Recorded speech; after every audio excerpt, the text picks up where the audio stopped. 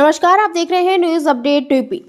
बरेली में उत्तराखंड की सांस्कृतिक ओपने में सजा हुए उत्तरायणी मेला का बरेली में आयोजन किया गया, जिसका उद्घाटन उत्तराखंड के सीएम पुष्कर सिंह धामी ने किया।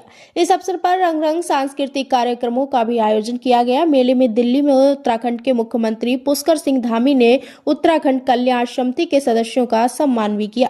मेले संस्कृति को आगे ले जाने का काम करते हैं। उन्होंने कहा, देश में सरकार बदलने के बाद देश में सांस्कृतिक पुनः जागरण हुआ है, जिसका प्रमाण है विश्वनाथ कॉरिडोर, काशी कॉरिडोर, राम मंदिर का। उत्तराखंड के विकास के साथ साथ जो सांस्कृतिक धरोहर है उनके संरक्षण के लिए निरंतर प्रयास किए जा रहे हैं। गंगा कॉरिडोर, शारदा कॉरिडोर जैसी परियोजनाएं जल्द साकार होने वाली हैं। हमारी पौराणिक मंदिरों का जीर्णोद्धार किया जा रहा है। वहीं उन्होंने मीडिया से बात करते हुए कहा कि इस बार कुंभ का ऐतिहासिक होने वाला है और उत्तराखंड से जो पानी संगम के लिए भेजा जाता है वह सही समय पर भेजा जाएगा। इसके साथ ही उन्होंने कहा, उत्तराखंड में अवैध मदरसों के वेरिफिकेशन के आदेश दे दिए गए हैं। कोई अवैध मदरसा संचालित करते हुए पाया गया तो कठोर कार्रवाई होगी। बरेली से ब्यूरो रिपोर्ट। नमस्कार, आप देख रहे हैं न्यूज अपडेट टीपी। उनकी संख्या लगातार बढ़ती जा रही है। हर साल संख्या में इजाफा हो रहा है। कांवड़ लेने भी यहाँ से भी लोग जाते हैं। कांवड़ भी 4 करोड़ से ज्यादा लोग अब हो रहे हैं। धीरे धीरे वहां की व्यवस्थाएं कम पड़ती जा रही है। आने वाले समय में चूंकि ये संख्या रुकनी नहीं है और अगले 25 सालों में ये संख्या में अभूतपूर्व रूप से वृद्धि होनी है, उसको ध्यान में रखते हुए हम मां गंगा के तट पर, मां गंगा के स्थान पर एक पवित्र गंगा कॉरिडोर बनाने का भी हमने संकल्प लिया है। गंगा का कॉरिडोर ऋषिकेश और हरिद्वार में हम बनाएंगे। इसी की तर्ज पर जैसा आप सब लोग यहाँ से अभी, क्योंकि जो उत्तराखंड के रहने वाले हैं वो तो सब जाते ही हैं, लेकिन जो उत्तराखंड के नहीं भी हैं वह भी मां पूर्णागिरी में बड़ी अपनी आस्था और श्रद्धा रखते हैं। मां शारदा के स्थान पर जाकर वहां पर स्नान भी करते हैं। तो आने वाले जितने भी हमारे ये बरेली के लोग हैं, पीलीभीत के लोग हैं, बदायूं के लोग हैं, लखीमपुर, शाहजहांपुर और रायबरेली तक के लोग, लखनऊ, रायबरेली, कानपुर, इतनी बड़ी संख्या में देखता हूं जब मां पूर्णागिरी का मेला प्रारंभ होता है। तो मैं सच बताऊं तो मैंने इतना ज्यादा भक्ति का सैलाब, हमारे भक्तों का एक तरफ से जाना आना दूसरे किसी स्थान पर मैंने उत्तराखंड में नहीं देखा जितना मां पूर्णागिरी में जाते हैं। और क्योंकि मेरा बचपन से मां शारदा के सानिध्य में ही मैं बड़ा हुआ, उसी शारदा नदी में जो है जो काली और गोरी आती हैं, पंचेश्वर में मिलकर जो है शारदा बन जाती है, जहाँ सरयू जी मिलती हैं। तो वो शारदा कॉरिडोर भी हमने बनाने का निर्णय लिया है, उस पर हमारा काम चल रहा है, जिससे कि आने वाले समय में आपको अच्छा घाट मिलेगा, अच्छा स्थान मिलेगा आने जाने के लिए, देखने के लिए। एक सुंदर कॉरिडोर बनाने का काम भी हम तेजी से कर रहे हैं।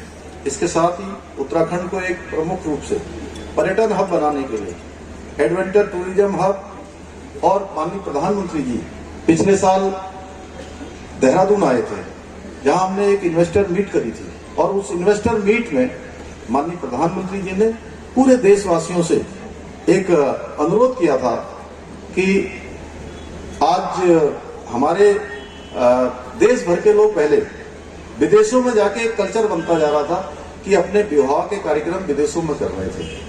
माननीय प्रधानमंत्री जी ने कहा कि भगवान के सबसे ज्यादा निकट का स्थान कोई है तो देवभूमि उत्तराखंड है, इसलिए अगर आपको वेडिंग करनी है तो देवभूमि उत्तराखंड में करिए। तो हम लोग उसको वेडिंग डेस्टिनेशन के रूप में भी, वेडिंग डेस्टिनेशन हब के रूप में और फिल्म शूटिंग स्थल के रूप में भी हम इसको विकसित कर रहे हैं। प्रदेश में होम स्टे योजनाओं, लखपति दीदी योजनाओं, सौर स्वरोजगार योजना जैसी अनेक योजनाएं हमने लागू की हैं, जिसके माध्यम से रोजगार भी बढ़ रहा है, स्वरोजगार भी बढ़ रहा है, और हमारे बहनों की आर्थिकी बढ़ रही है। और मैं सच बताऊं आपको, ये मैं यहाँ कहना चाहता हूँ बरेली में, क्योंकि आप लोग उत्तराखंड से जुड़े हुए हैं। अभी उत्तराखंड के अंदर जो हमारी मातृशक्ति है, महिलाएं हैं, वो बहुत शानदार काम कर रही है। छत्रपाल जी और सच बताऊं तो उनकी जीवटता, उनका कौशल, उनका परिश्रम एक नई दिशा पूरे राज्य को दे रहा है। उनके द्वारा जो उत्पाद बनाए जा रहे हैं, चाहे वो सिलाई के हों, चाहे बुनाई के हों, चाहे वो हमारे मिलेट्स के हों, चाहे वो तमाम प्रकार के बच्चों के खिलौने हों या प्रसाद हो, बहुत प्रकार के जो आज वो ब्रांड बनाकर वहां से हमारे यहाँ से चला रहे थे, हमने उनको एक ब्रांड के रूप में अब आगे देश दुनिया के अंदर प्रचारित किया है, हाउस ऑफ हिमालय उत्तराखंड। और वो इतने अच्छे अच्छे ब्रांड हैं, इतने अच्छे अच्छे उत्पाद हैं कि कई बार मुझे लगता है कि जो बहुराष्ट्रीय कंपनियां होती हैं, उन बहुराष्ट्रीय कंपनियों को भी वो फेल कर रहे हैं। उन कुमाऊं को एक करने के लिए सेतु का कार्य करते हैं। उनका सांस्कृतिक दल यहाँ पर है। उनकी प्रस्तुति इसके बाद यहाँ पर मुख्य मंच पर होने जा रही है।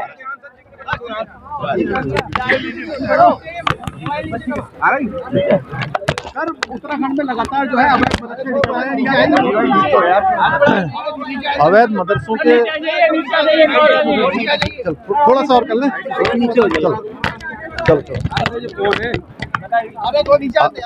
चल ठीक है। अवैध मदरसों के खिलाफ हम लगातार कार्रवाई कर रहे हैं और इनके वेरिफिकेशन के जांच के आदेश कर दिए हैं। जगह जगह हमारे सभी जिलों में ये जांच चल रही है और जहां भी अवैध मदरसे पाए जाएंगे, जहां भी कोई संदिग्ध व्यक्ति पाए जाएंगे, इनका संचालन करते हुए पाए जाएंगे, उन सब के खिलाफ हम कठोर कार्रवाई कर रहे हैं। सर, कुंभ में मेला आयोजन किया जा रहा है, कुंभ को लेकर अखिलेश यादव लगातार तंज कर रहे हैं कि वहाँ पाप धोने के लिए सरकार जाएगी। देखिए, जिन लोगों ने कार सेवकों पर गोली चलाई हो, जो हमेशा राम मंदिर के विरोधी रहे हों, तो उनको कुंभ का महत्व समझ में नहीं आता है, इसलिए इस प्रकार की बात नहीं करनी चाहिए। ये एक बहुत ही हमारा शुभ भी और मैं कहूँ पवित्र कुंभ है। इसमें जो भी जाएगा उसको पुण्य की प्राप्ति होगी। बात तमाम साधु संत उनसे भी आग्रह किया कि कुंभ मेला समापन होने वाले मुख्यमंत्री जी को अपने साथ लेके चले जाएं।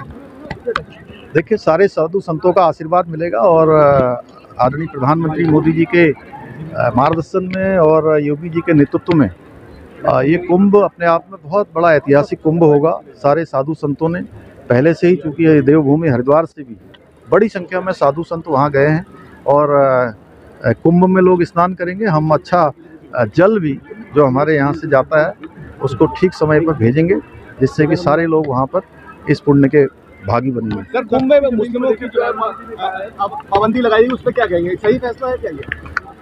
देखिए, ऐसा है कि ये तो उत्तर प्रदेश में जो भी होगा सोच समझ के किया गया होगा। चलिए।